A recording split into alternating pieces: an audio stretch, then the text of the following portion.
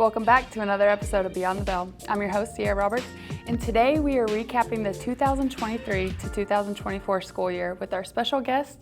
Would you like to go ahead and introduce yourselves?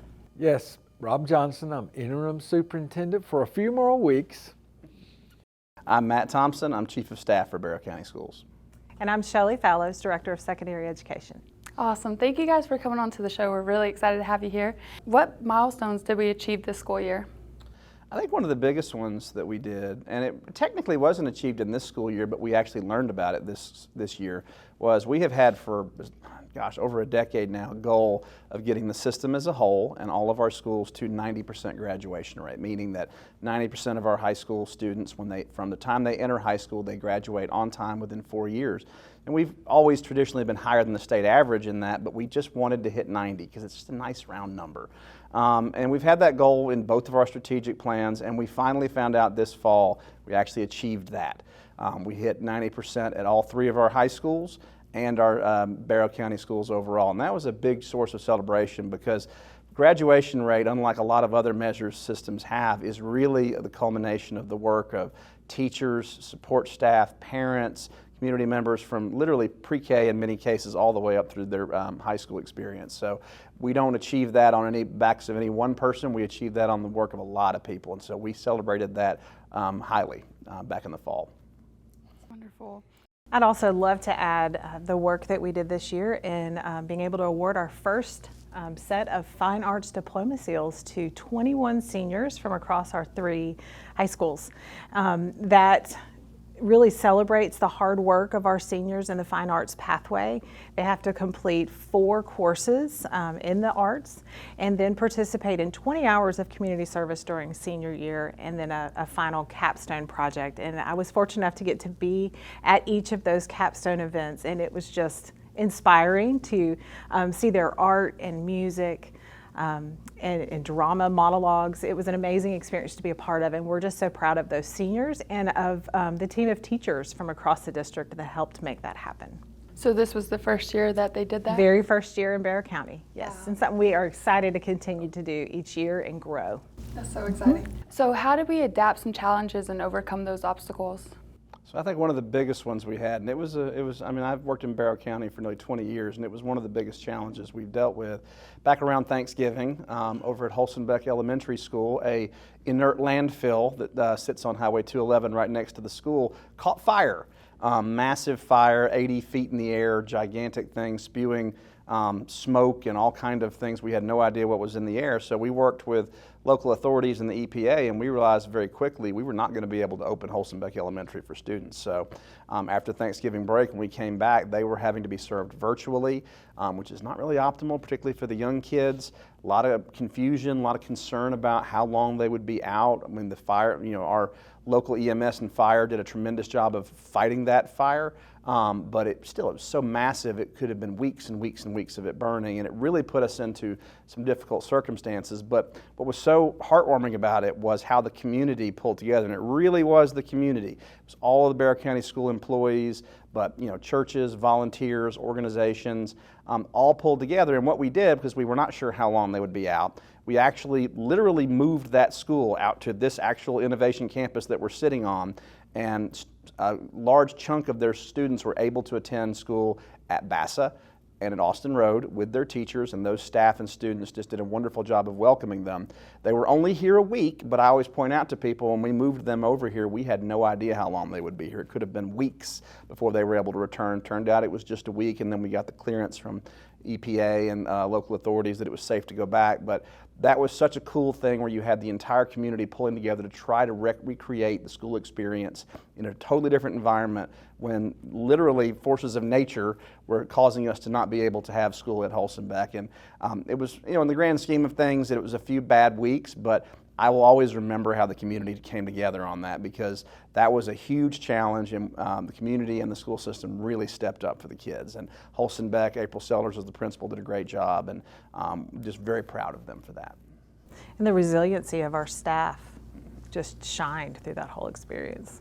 Can you share any heartwarming stories throughout the year that have touched you? Well, Sierra, I have had a lot of heartwarming stories. My favorite time of every day is that if I have an opportunity to go into a school and watch our students interact and learn and watch the teachers do their magic, I'm so proud of the teachers in Barrow County and what they've been able to do this past year. But I think probably for me the most heartwarming story is actually me returning back after being gone so long, and how welcome I have felt, not only from within the school system but within the community. Most of you know that I've been actually away since 2014. I've been around, but to me, as I ride off into the sunset in the year 49 of education for me, I will always be thankful and be blessed that this community that I love and respect the most has been so welcoming and so helpful to me. That's probably my highlight of my heartwarming stories. There are a lot of other highlights that I have, but that will always be with me.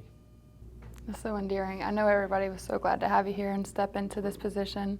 So were there any notable improvements in academic performance this year? Yes, so many, but the one I'd like to highlight is the work of our high schools, and specifically our students in AP coursework. AP is advanced placement, and we offer various courses across our schools that students can enroll in and potentially receive college credit for. This year, the state recognized both Appalachia and Winder-Barrow in multiple areas for their growth of the AP program in their schools. Specifically at Appalachia, they were recognized as an AP Access and Support School, which has to do with the percentage of students who are minority students who are a part of your program. And then also that the percentage of scores, that there's at least 30% or more that are at a 3 or higher. Earning a 3 or higher means that you can typically earn college credit for the course. So that's a very big accomplishment for our students. And then at Winder-Barrow, they were recognized as an AP Humanities Achievement School, which again has to do with the fact that at least 50% of all of those exams were at a 3 or a higher. And that is something that we have continued to grow and reach that goal, and we look forward to moving it even higher next year. And then finally, both schools were recognized as AP STEM achievement schools, with at least 50% of their AP STEM exams being a 3 or higher. And I think that really speaks to not only our students and their wonderful academic achievements and their dedication to the work, but also our teachers, their collaboration with one another, and their dedication to providing a rigorous learning environment for our students. That's awesome. It definitely shows how it takes such a strong throughout the whole system to make these things happen. So we reached the milestone of 15,000 students in Barrow County School System. What kind of efforts does it take to run a school system in that size? Well, we did hit the milestone of 15,000 students enrolled. And, you know, it's kind of funny to think about, because I think a lot of folks, you know, Barrow used to be a very small town. Barrow used to be pretty rural, and over the last 20, 30 years has seen tremendous growth. We're still seeing that. And as a result, I think sometimes people don't realize how big the school system has gotten. So I'm going to try to give a little context to what it takes to run a school system of that size. As I mentioned, we have around 15,300 students enrolled on any given day. There are 180 traditional school districts in Georgia. We are the 23rd largest, meaning we're larger than 88% of all school districts. The median school district, the one right in the middle if you ranked them, has about 3,500. So we're actually considerably larger than your typical district. It requires a lot. We have 2,300 employees. We are the largest employer in the county. We have an operational budget of over $200 million. And just to give you a sense of scope of this, our transportation department runs 170 routes per day, transporting 11,000 students to and from their homes and back to school and back. Our school cafeteria, school food and nutrition workers, they serve 20,000 meals a day across breakfast and lunch. If you think about the scope of that and how much work it takes to purchase that much food, prepare it, get it out there to the students, Our custodial and maintenance staff maintain nearly 2.5 million square foot of facilities that they have to be responsible for. Our school nurses, they, up to this point in the school year, have seen about 95,000 clinic visits across all of the various school clinics of students coming up there. That's just sort of a sense of scale of what it takes to operate a school district of this size.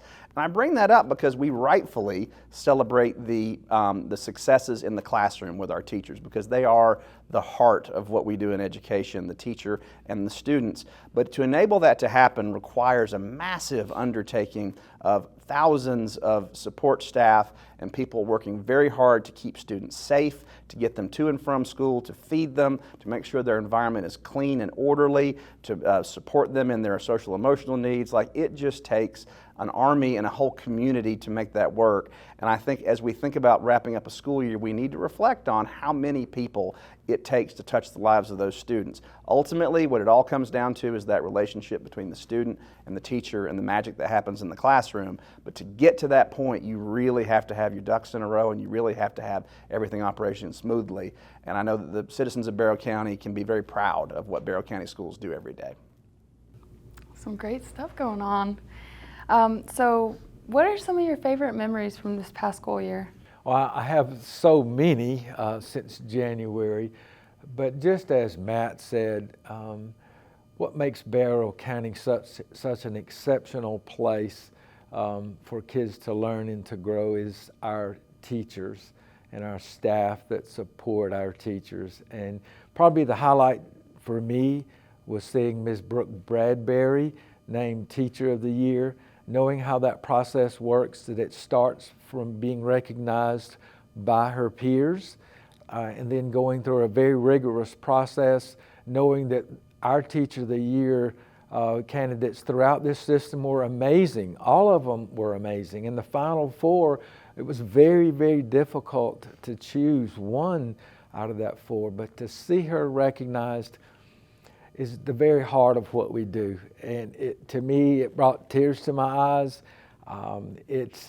She is married to one of my former students at Winding Barrow High School. Her mother-in-law was a teacher at my school, so they had a little connection, although I didn't really know Brooke. But to me, that certainly was a highlight, because our teachers are the very central part of making Barrow County a successful school system. So Teacher of the Year this year was my highlight. Absolutely, that was my favorite's yet to come, which is graduation. I love graduation every year. I mean, and again, I can say that sight unseen without even knowing what's going to happen during a school year, and there'll be some cool stuff that happens, but there's just something about when you get to graduation and you watch those kids walk across the field to get their diploma, and you're seeing the culmination of thousands, if not millions of hours of work that was put into them by educators of every stripe at every level. And like, as I mentioned, all the people who have to be there to support that. Like, to see the culmination of that and then getting their diploma and knowing that that means something, that when they receive a diploma from Barrow Arts and Sciences Academy, from Appalachia, from Winder Barrow High School, that means something, that they have been prepared well for what's going to come next. That's just a really cool thing, and I look forward to that every year. Well, it's coming up next week. Absolutely. Thank you all for coming on to the show. I know we've really enjoyed this school year having our students in the building, and looking forward to having them back next school year and all the great things that are to come. Thank you, Rob, for stepping in during this time and really leading us and taking charge. We really appreciate you being here. But that's the wrap on this year's Beyond the Bell episodes. Stay tuned for a couple special episodes this summer, and we'll be back in August.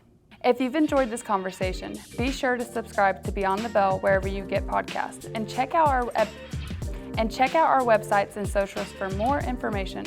Until next time, remember, the learning journey never stops. It continues beyond the bell.